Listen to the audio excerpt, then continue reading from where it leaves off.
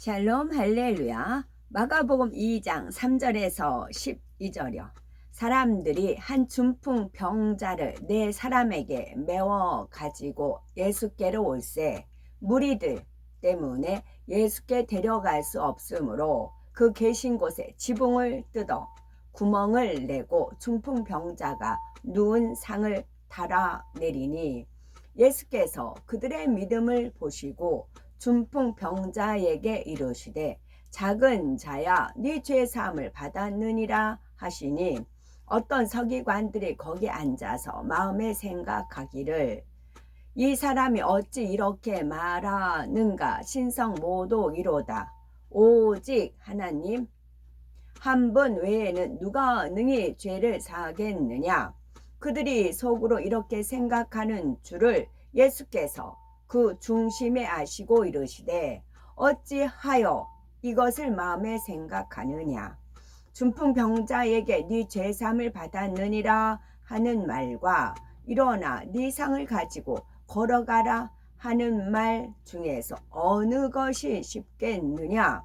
그러나 인자가 땅에서 죄를 사하는 권세가 있는 줄을 너희로 알게 하려 하노라 하시고 중풍 병자에게 말씀하시되 내가 네게 이르노니 일어나 네 상을 가지고 집으로 가라 하시니 그가 일어나 그 상을 가지고 모든 사람 앞에서 나가거늘 그들이 다 놀라 하나님께 영광을 돌리며 이르되 우리가 이런 일을 도무지 보지 못하였다 하더라. 아멘. 제목은 나의 믿음과 하나님이 주신 믿음입니다.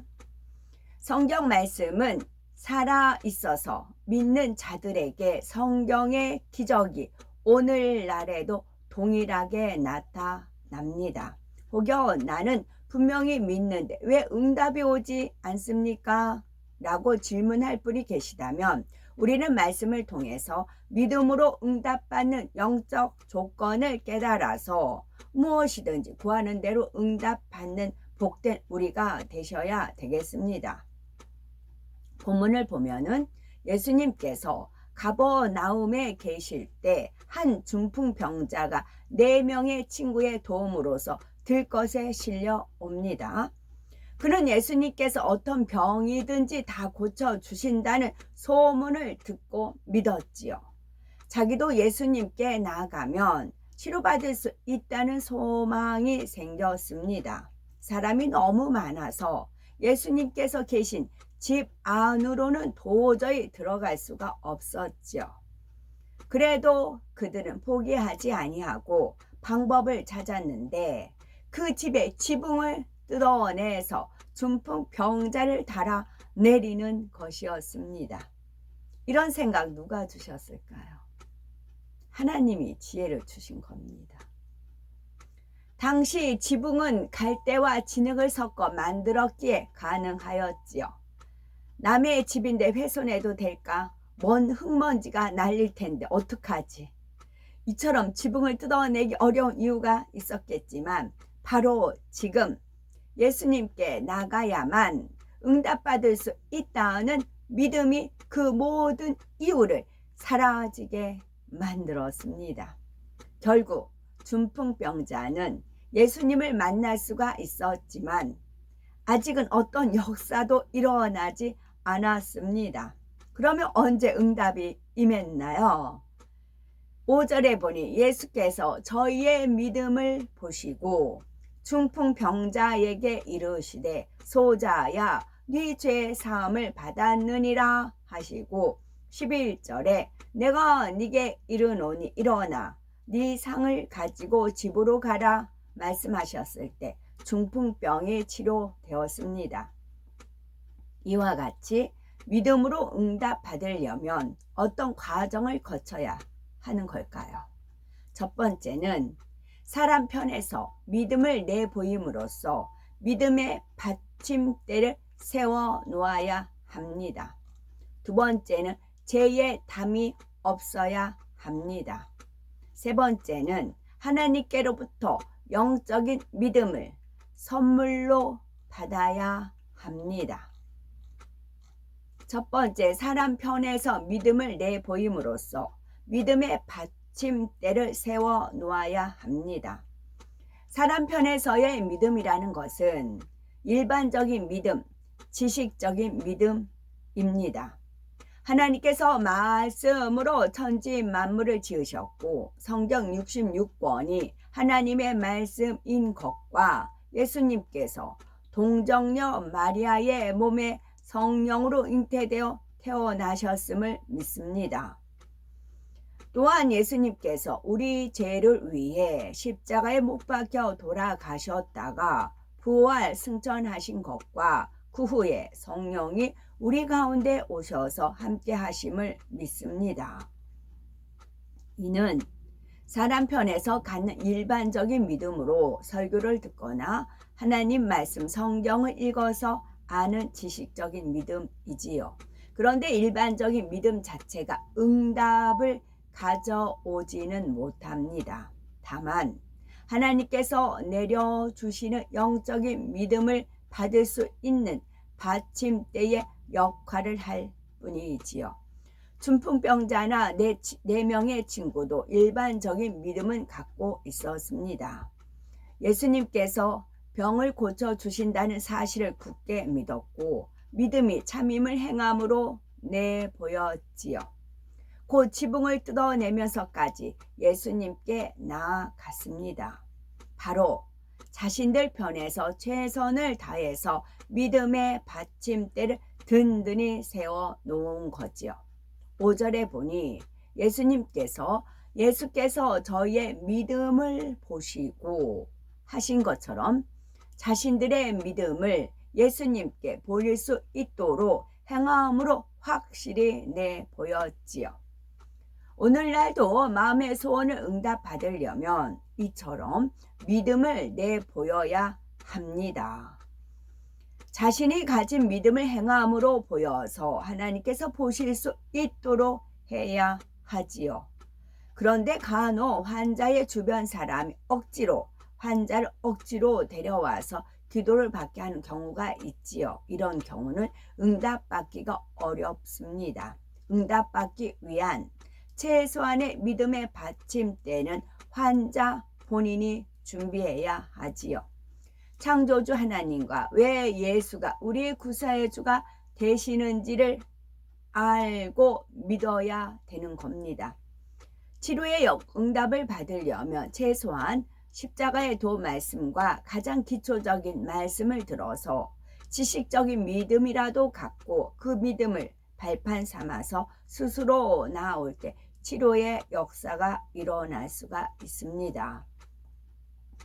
한편 하나님을 믿는다고 했는데도 사고를 당하거나 중한 질병에 걸렸다면 온전한 주일 성수와 11조를 했는지 점검해 보아야 하지요. 이 두 가지는 하나님을 믿는 사람이라면 누구나 준수해야 할 최소한의 계명입니다. 이 두 계명을 지키는 행함이 없었다면 믿음으로 응답받기는 어렵습니다. 행함이 없는 죽은 믿음이기 때문이지요. 만일 소원을 응답받으려면 믿음을 행함으로 나타내 보임으로써 믿음의 받침대를 든든히 세워 놓아야 합니다. 간절한 기도와 금식, 절약 기도도 해야 할 수가 있는 거고 또 각자가 믿음의 분량대로 전도, 봉사, 섬김, 구제 등 성령께서 주관하시는 대로 선행을 해야 하는 거지요. 이처럼 행함으로 믿음을 나타내 보일 때 바로 사람 편에서 믿음의 받침대를 놓을 때 위로부터 영적인 믿음이 임할 수가 있습니다. 두 번째는 죄의 담이 없어야 합니다. 5절에 예수께서 저희의 믿음을 보시고 중풍병자에게 이르시되 소자야 네 죄 사함을 받았느니라 말씀하셨습니다. 예수님께서는 영계의 법칙을 잘 아시기에 응답을 주시기 전에 먼저 죄 사함을 주셨지요. 사람 편에서 믿음의 받침대를 준비해도 하나님과의 사이에 죄의 담이 있으면 안 됩니다. 또한 믿음의 받침대를 세우려 해도 죄의 담이 있으면 받침대가 흔들립니다. 사단은 죄의 담이 있는 사람에게 의심의 생각, 육신의 생각이 떠오르게 할 수가 있습니다. 응답에 대한 의심이 생기게 되면 지식적인 믿음마저 잃게 되지요. 예전에 들었던 간증이나 자신의 체험까지 우연의 일치로 여기게 됩니다. 죄의 담이 있으면 사단이 부정적인 생각을 불러 일으켜서 믿음의 받침대가 세워지지 못하게 합니다. 결국 응답받기 어려워지지요. 그러므로 믿음으로 응답받기 위해서는 하나님과의 사이에 죄의 담이 없어야 합니다. 혹여 나는 죄를 지었으니까 하나님께서 응답 안 해주시겠다라고 생각하는 분이 계신지요.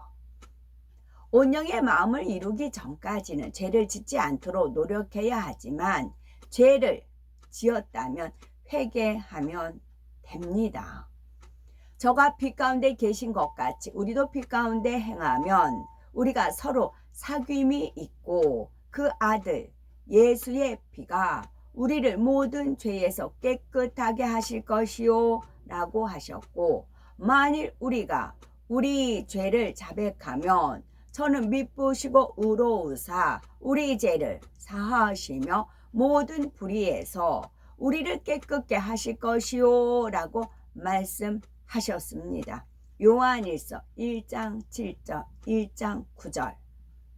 이 말씀을 의지하여 죄의 담이 있다면 먼저는 자신의 죄를 하나님 앞에 진실하게 자백해야 합니다. 그리고 죄에서 돌이켜 빛 가운데 행하면 예수님의 보혈의 공로로 모든 죄를 사함 받을 수가 있습니다.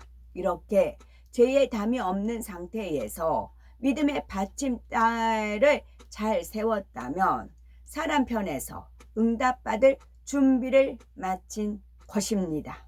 세 번째, 하나님께로부터 영적인 믿음을 선물로 받아야 합니다. 사람 편에서 아무리 잘 준비해도 하나님께서 영적인 믿음을 주시지 않으면 응답 받을 수가 없습니다. 11절에 예수님께서는 들것에 누운 채 지붕에서 내려진 중풍병자를 바라보신 후에 내가 네게 이르노니 일어나 네 상을 가지고 집으로 가라 말씀하셨습니다. 이것은 중풍병자나 4명의 친구의 믿음이 아닙니다. 바로 예수님의 믿음의 고백이지요. 중풍병자와 4명의 친구가 마련한 믿음의 받침대 위에 예수님께서 영적인 믿음을 얹어 주시자 기적이 일어났습니다. 오랜 세월 중풍을 앓던 사람이 순간에 자기 발로 일어나 침상을 들고 유유히 걸어갔던 것이지요. 이처럼 마음에 믿어지는 영적인 믿음이 위로부터 임하면 일시에 변화가 옵니다. 염려, 근심, 불안, 초조, 절망이 사라집니다. 마음의 소원이 이루어진다는 확신이 생기지요. 바로 이러한 믿음이 올 때까지 기다려야 합니다. 이런 영적인 원리를 알지 못하여서 믿음이 아닌 만용을 부리는 경우가 있는 거지요.